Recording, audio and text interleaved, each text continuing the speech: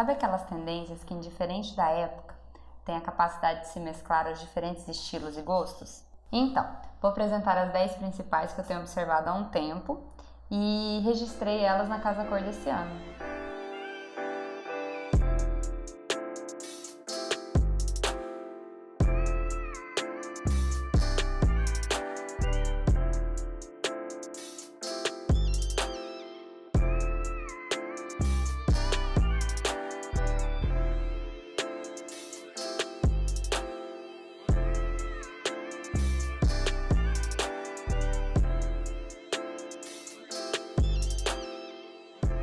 A primeira que eu observei são a questão dos ambientes.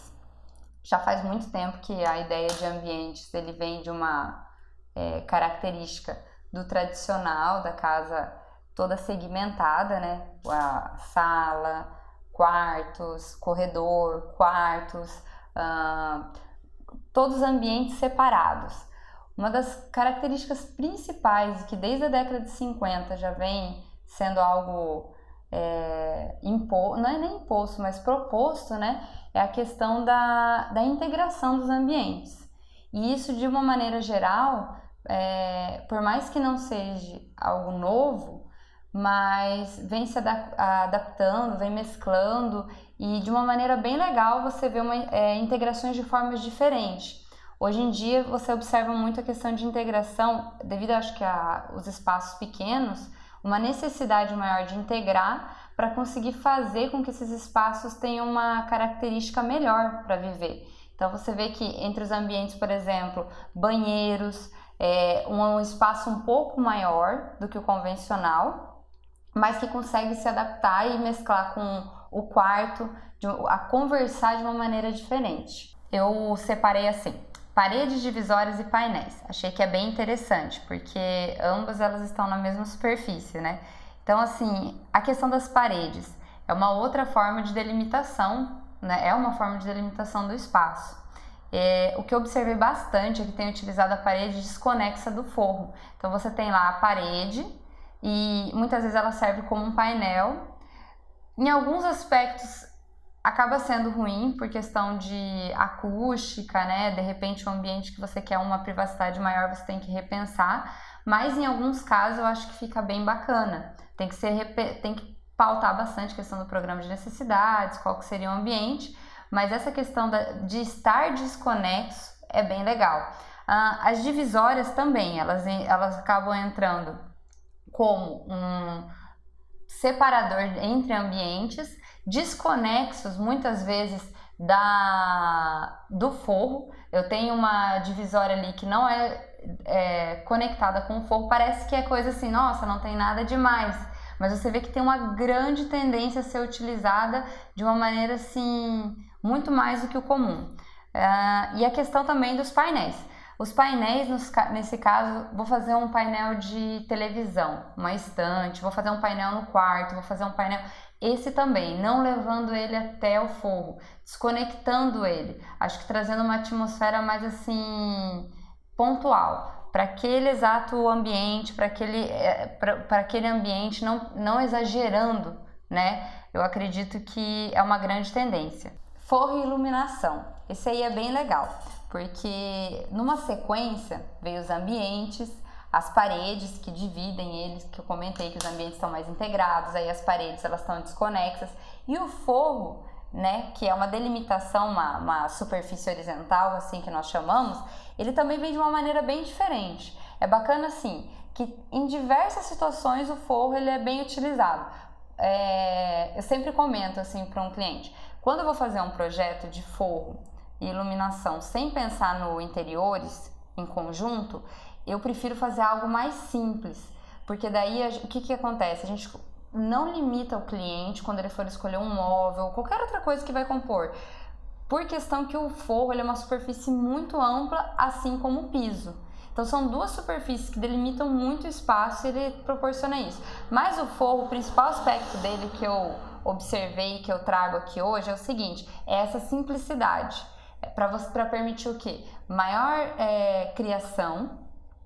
Não tem tantos pontos assim de spot, Em alguns aspectos tem, sempre vai ter, mas são coisas que eu observei que eu acho interessante levar, né, em consideração. A questão de ausência da excessividade, aquele rebaixo, iluminação.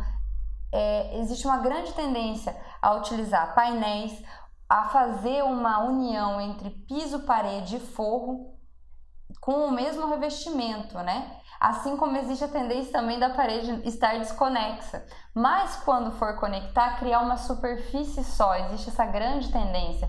Pegar o piso, fazer o mesmo revestimento e trazer para o forro. São coisas assim que você vai observando e vai vendo que vem com uma tendência bem forte, porque de certa forma traz uma sensação de aconchego e uniformidade, né, naquilo que a gente diz do ambiente. A questão da iluminação, até acho que é bacana que pautar assim. Eu visitei a casa da Lina Bobardi e observei que lá era laje, né, da década de 50, e não tinha nenhum ponto de iluminação na sala. E é um ambiente todo integrado, uma casa moderna, né, modernista, né. E o legal é que todos os pontos estão no piso. Qual que é a ideia? Que indiferente do que você for fazer no seu ambiente, você não vai ter aquele forro todo delimitadinho, todo trabalhado, e que você vai poder trabalhar assim, indiferente. Quero mudar a sala de jantar para cá, a sala de estar para cá, tá tudo tranquilo. Você não vai ter aquela questão do forro não tá casando certinho com os pontos que você trabalhou.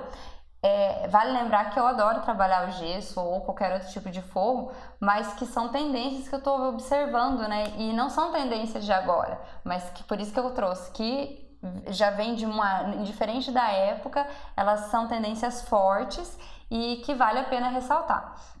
E aí no forro também traz aquela questão assim, tem o bem simples, que eu observei bastante, de uma maneira assim bem pontual, mais um pendente, uma iluminação pontual, e também tem o forro bem trabalhado, e esse geralmente é trabalhado com madeira. A questão de pisos. Pisos é interessante, já mais ou menos eu conversei no forro, né, que tem essa continuidade, mas o que eu acho que é legal falar do piso trazendo a característica mais natural para o ambiente de aconchego.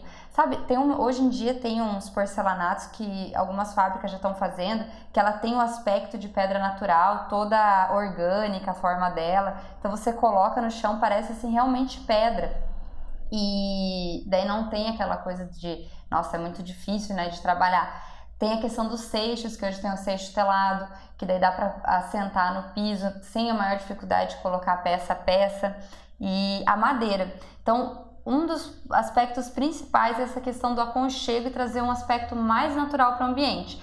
E essa união, piso, parede, forro, às vezes, que é bem legal. E o rodapé, eu coloquei junto, né, porque é uma continuação do piso. É bacana a gente pensar assim, que uma das coisas do rodapé que estão utilizando bastante é o rodapé recuado. Hoje nós temos assim o rodapé sobreposto à parede, o rodapé embutido à parede e o recuado à parede. Então você pode fazer de diferentes tamanhos, tem alguns, a grande maioria, você vê que ele é bem baixinho em relação, não tem uma altura muito elevada em relação ao piso, e você vê que ele tem só um recuo para dar um acabamento entre piso e parede. E algumas vezes você também vê a questão do rodapé iluminado. É bem legal e bem diferente a proposta. Tem que observar cada situação, cada ambiente, o que quer causar com essa atmosfera. Mas assim, em alguns aspectos tem um rodapé também que se sobressai, que com aqueles estilos boiserie, todo alto. Até acho que eu nem vou ter exemplo deles aqui, que eu filmei. Mas esses aí são os mais diferentes. E que são legais, né, também a gente trazer, que a gente está muito habituada com o tradicional. E é isso aí. Então se inscreva no canal se ainda não é inscrito. Dê o seu like se você gostou. E a ideia é que os vídeos que eu trago aqui para vocês sempre venham com informações para agregar valor. Espero que vocês gostem, compartilhem e até o próximo.